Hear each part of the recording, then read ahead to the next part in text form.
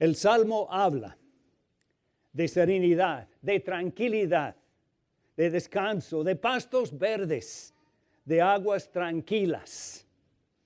Pero muchas veces nuestras vidas son muy distintas a la de las ovejas. Nos encontramos en medio de problemas, preocupaciones, angustiados, noches sin dormir. ¿Cuántas veces andamos preguntándonos acerca de los pagos? Nos encontramos angustiados por una crisis de salud y puede ser una crisis real o una enfermedad directamente de nuestra imaginación. Pero andamos preocupados. Entonces, ¿cómo podemos hacer frente a todo esto que nos preocupa? Hay un hombre que dijeron que encontró el remedio. Él contrató con un angustiador, alguien que iba a preocuparse por él. Él no tenía que preocuparse por sus propios problemas. Este fue trabajo entregado a otro. Lo contrató por $200,000 al año. Pero el angustiador sabía que el que le había contratado no tenía tanto dinero. Y le preguntó, ¿cómo es que me vas a pagar? Y él dijo, esta es tu preocupación. Entonces, esto demuestra que así no se puede tratar, solucionar, deshacernos de nuestras preocupaciones de esta manera. Mejor seguir lo que Dios nos ha enseñado. Cristo nos habló en Mateo 6, hablando de cómo deshacernos de las preocupaciones. Él, en su enseñanza del Sermón del Monte, dice, así que no se preocupen diciendo qué comeremos, o qué beberemos, o con qué nos vestiremos. ¿Por qué los paganos, es decir, los que ni conocen a Dios, por qué los paganos andan tras todas estas cosas? El Padre Celestial sabe que ustedes las necesitan. Más bien, busquen primeramente el reino de Dios y su justicia, y todas estas cosas les serán añadidas.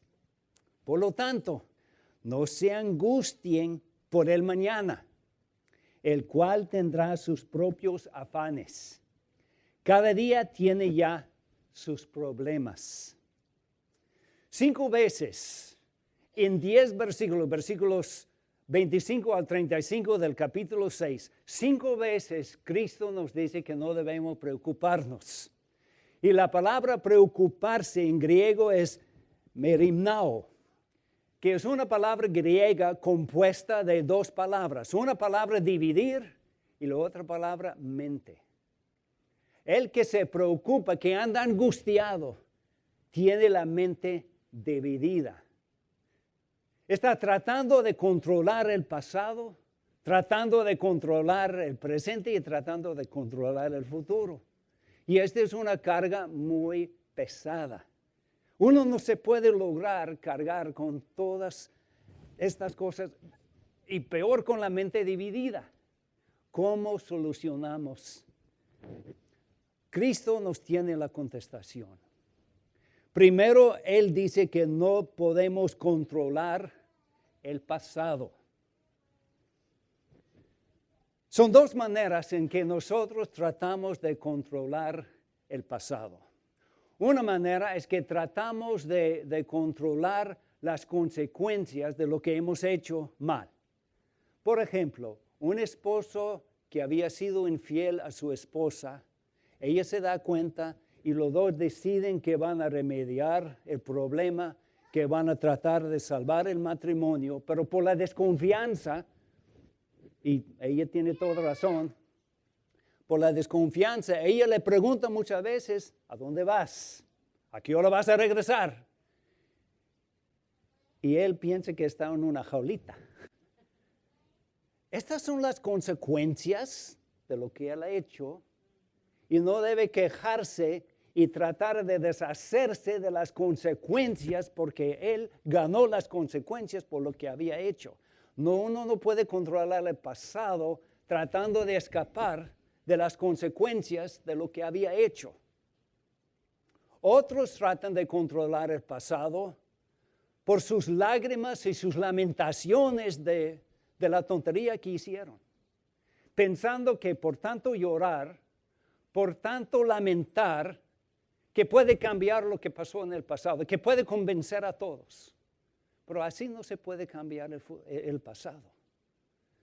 Pero la Biblia nos enseña que nuestro pasado no es profecía de nuestro futuro. Y que nuestras lágrimas, sí, debemos lamentar lo malo que hemos hecho. Pero si todo el tiempo estamos hablando de lo malo que hemos hecho y pobrecito de mí, lo que vamos a hacer es hacer correr a todos los a nuestro alrededor. Porque esta no es la historia que ellos quieren escuchar. Ellos quieren escuchar el mismo mensaje que dijo Pablo hablando de su pasado y sus fallos del pasado. Hermanos, no digo que yo mismo ya lo haya alcanzado. Lo que sí hago es olvidarme de lo que queda atrás, porque no lo puedo cambiar. Y esforzarme por alcanzar lo que está delante, para llegar a la meta y ganar el premio celestial que Dios nos llama a recibir por medio de Cristo Jesús. Dejar el pasado en el pasado. El pasado no tiene que ser nuestro futuro. Y hablando del futuro, vamos a ver que unos tratan de controlar el futuro y resulta ser una carga pesada, aún más pesada que llegar a la carga de haber tratado de cambiar el pasado. Porque el futuro no lo sabemos. La cosa más segura del futuro es quién sabe. No sabemos el futuro, pero sí sabemos quién tiene el futuro en sus manos. Cristo habló más que todo en Mateo capítulo 6. Nos habla del problema de llevar esta carga, de preocuparnos por el futuro.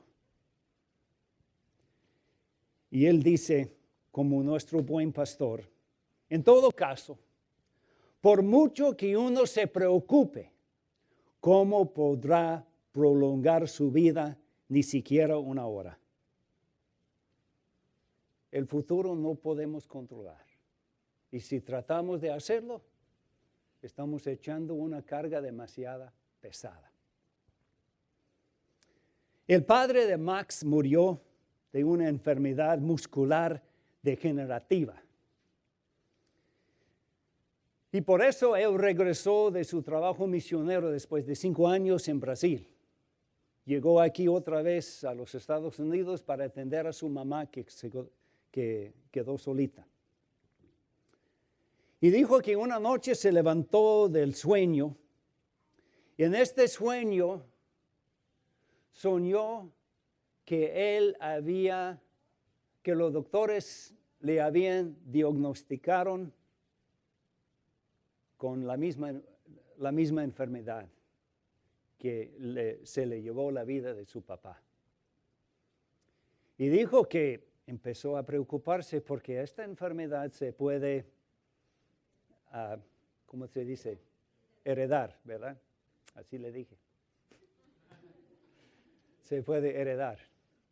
Entonces, empezó a preocuparse. Pero de ahí le vino a la mente la palabra de Jesús, no te preocupes por el mañana.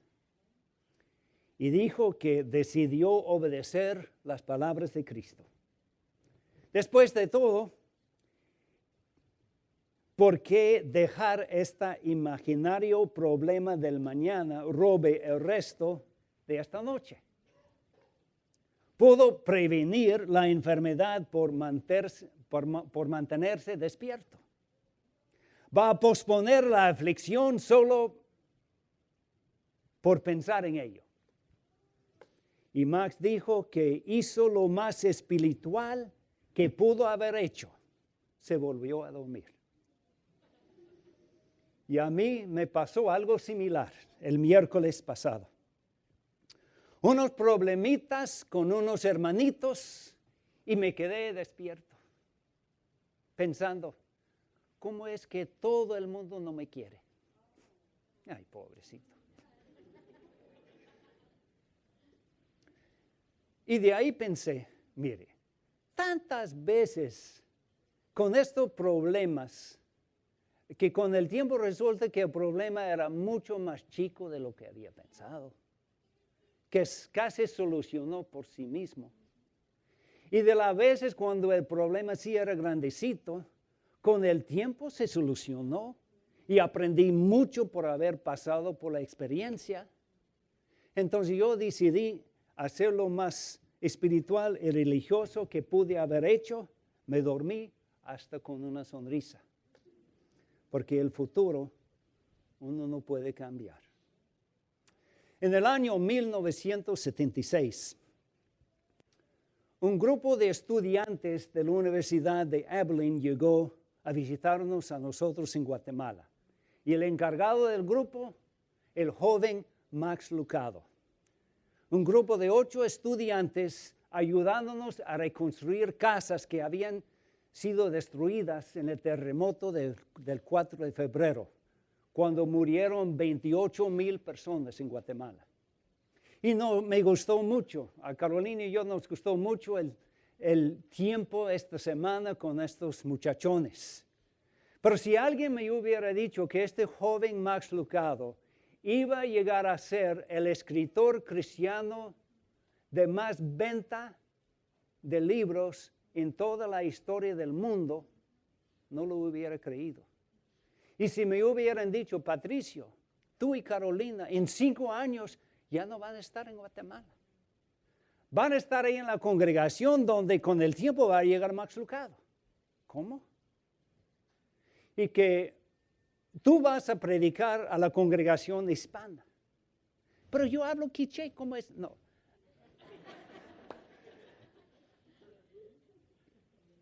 No sabemos el futuro. Pero qué bendición Dios nos va a dar si estamos siguiendo a nuestro buen pastor. No sabemos qué tenemos delante de nosotros en el futuro, pero sabemos quién tiene el futuro en sus manos. Si no podemos controlar el pasado ni el futuro, entonces ¿podemos controlar el presente? A veces que sí, a veces que no. Pero las instrucciones de Cristo dicen que si podemos controlar algo, por lo menos debe ser lo que tenemos ahí enfrente de nosotros, el día de hoy. Casi todas sus instrucciones en capítulo 6 de Mateo habla de preocuparnos, trabajar en el día de hoy. Y aquí es donde entra la oración famosa de los Alcohólicos Anónimos de AA. Dios, concédame la serenidad para aceptar las cosas que no puedo cambiar y el valor para cambiar las cosas que puedo cambiar y la sabiduría para conocer la diferencia. Pero no sé si ustedes saben, esta es la primera frase de esta oración. Quisiera compartir con ustedes el resto que está en su bosquejo. Viviendo solo por hoy, disfrutando un momento a la vez, aceptando las adversidades como un camino hacia la paz, aceptando este mundo pecador tal y como es y no como me gustaría que fuera, porque esto es lo que hizo Jesús, creyendo que tú harás que todas las cosas estén bien si yo me entrego a tu voluntad. De modo que yo pueda ser razonablemente feliz en esta vida e increíblemente feliz contigo en la siguiente. Aún mejor son las palabras de Cristo. Por lo tanto, no se angustien por el mañana. el cual tendrá sus propios afanes. Cada día tiene ya sus problemas. Y aquí encontramos el mero problema. ¿Cuáles son las cosas que podemos cambiar y cuáles son las cosas que no podemos cambiar? Les voy a poner un ejemplo de dos señores, dos hermanos. Uno perdió su trabajo, el otro también perdió su trabajo. Pero el primero perdió su trabajo porque es perezoso, no se lleva bien con los compañeros de trabajo, llega tarde, sale temprano, no quiere colaborar y lo despidieron. El otro hizo el esfuerzo, hizo buen trabajo, pero por las circunstancias lo despidieron. Hasta puede ser por mentiras y engaños de otro compañero de trabajo, pero de todo modo los dos se quedaron sin trabajo. Entonces, ¿en qué campo estamos nosotros cuando estamos en medio de problemas y dificultades? ¿Y cómo podemos saber? Este es el propósito del estudio esta mañana, para ayudarnos a saber en qué campo estamos, para salir de los problemas y gozarnos de las promesas de este capítulo 6 de Mateo. Primero, Cristo dice que tenemos que buscar su reino. Más bien, busquen primeramente el reino de Dios. Bueno, muy buena idea. Lo voy a buscar. ¿Dónde queda? No es un lugar, no es un sitio. El reino de Dios habla de su poder, de su autoridad, de su dominio. Donde Dios tiene control y autoridad sobre sus súbditos, ahí está el reino. Cada corazón no habla tanto de un lugar como habla de orientación de un corazón.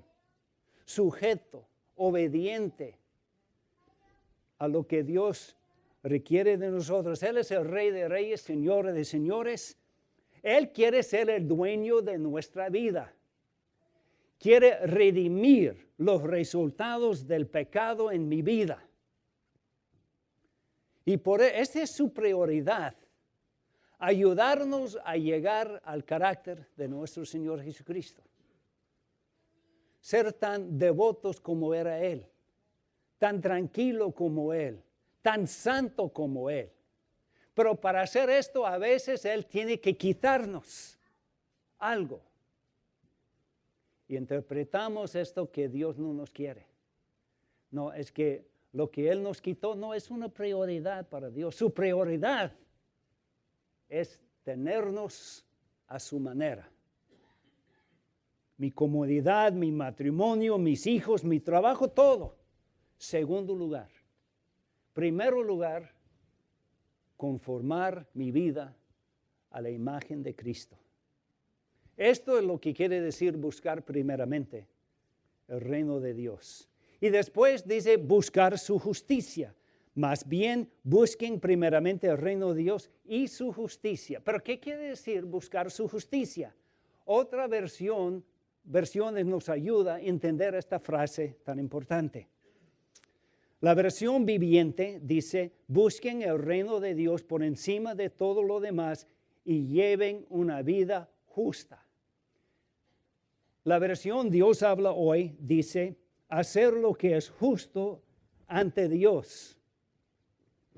Aquí tenemos la contestación a la pregunta, ¿en qué campo estamos? ¿Estamos en el campo con él que perdió su trabajo por ser perezoso? ¿O estamos en el campo con él que perdió su trabajo por circunstancias fuera de su control? ¿Es cuestión que tenemos que cambiar algo? ¿O es cuestión que tenemos que esperar un poquito más? Asistiendo a la clase los miércoles, Paz Financiera, en el video de Andrés Gutiérrez, él habló de personas que tienen dificultad en cambiar. Y él dio este ejemplo, y perdón este ejemplo, pero tiene algo que ver.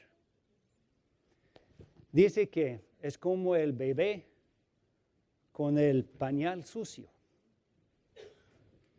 Y dice, huele, pero es calientito y es mío. ¿Verdad? Entonces, decimos, Dios mío, ¿por qué sufro tanto? ¿Por qué no me has ayudado? La promesa en Mateo 6 es que me vas a ayudar. Y Dios dice, ¿y tú cuándo vas a cambiar? Ahí está el problema. No es que no puedo, es que tú no quieres colaborar. No quieres cambiar lo que debes cambiar o vas a seguir en lo mismo por no querer buscar mi justicia, hacer las cosas como yo les he mandado. Y aún así Dios nos va a ayudar, porque Él es un Dios de gracia y misericordia. Lo que debemos hacer es orar la oración de Salmo 139. Examíname, oh Dios, sondea mi corazón, ponme a prueba y sondea mis pensamientos, fíjate si soy por mal camino y guíame por el camino eterno. Solamente al poder pronunciar esta oración del corazón, uno está en un buen lugarcito. Uno no está en el campo de este Señor que no quiere cambiar. Aunque hay cosas que Dios nos va a enseñar que tenemos que cambiar, al orar así, estamos demostrando que estamos buscando su reino, estamos buscando su voluntad, su autoridad, su dominio en nuestra vida.